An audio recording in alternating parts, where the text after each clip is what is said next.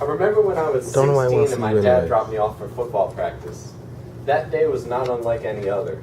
Car comes to a halt, door opens, I bolt. Maybe I'll shout a thanks over my shoulder to my chauffeur, but don't count on it.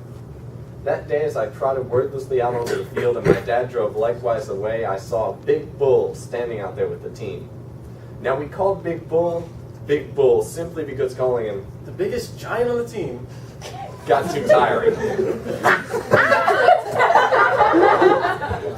I was always afraid of Big Bull, and that day there was this glint in his eyes that told me I had already done something wrong. Imagine my surprise when the biggest giant on our team walked right up to me and asked, "Don't you tell your old man you love him?" Even my closest friends are constantly amazed by the relationship I share with my father. We're more like honest, close companions, just separated by 30 years of age and half the same DNA. My latest favorite nickname for him is Pappy, because it's just sincere and sarcastic enough to get the point across that I wanted him to remember that he talked to me.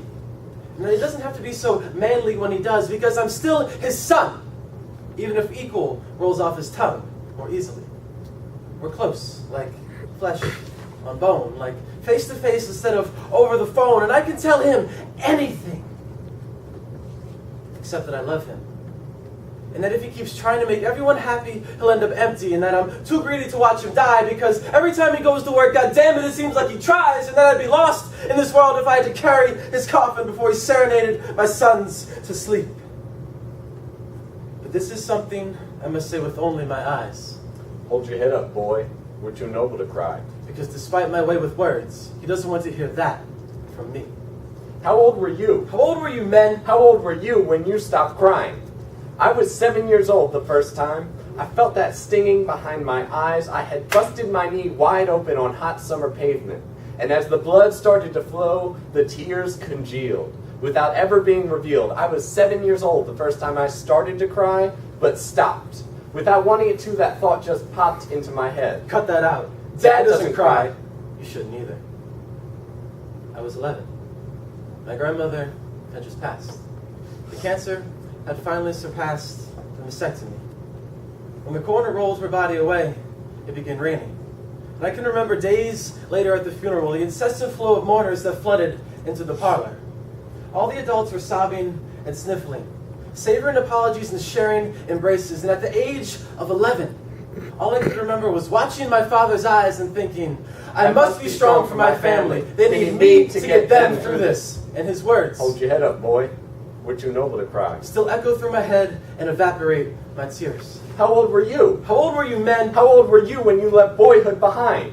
When the social processes had taken hold, habituation, indoctrination, socialization, and countless lessons learned in gym class locker rooms told us that there are just certain things men don't do. Boldly and manly boasting that I'd never hold back. I'd never quit being who I am. But it's tough. And I can still remember the cuts from the other guys on the team. Anytime I thought ever deviated from the norm. I could never turn to my roommate and say, hey, it's a really nice outfit you're wearing today. Because I was always too afraid to hear, Jesus Christ, what are you, some kind of queer?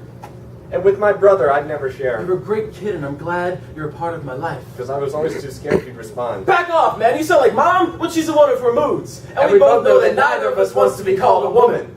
And with countless male friends and family members, I can never simply say, I love romantic comedies. I freaking hate football. I spent 30 minutes picking out these clothes. I get really, really scared sometimes. I feel hurt by some of the things my friends say. Because I need, I fear, I cry, I ache, I love you. But why? Why must men tuck their emotions between their legs? Today we put a stop to this lifelong pissing contest. We're cracking this ideal of manhood centuries set in stone. It's about damn time we reinvent it, make it our own. And we refuse to accept that the true man never cries. And tender words of care can't creep out of manly mouths. We refuse to believe that our fathers don't have soft sides. That sincerity can call manhood into question. We refuse to uphold that hunter-gatherer explanation of masculinity. Figments of history left cracking on cave walls. Wipe these away and we will witness together, openly, what a man is. Truly, what a man can be.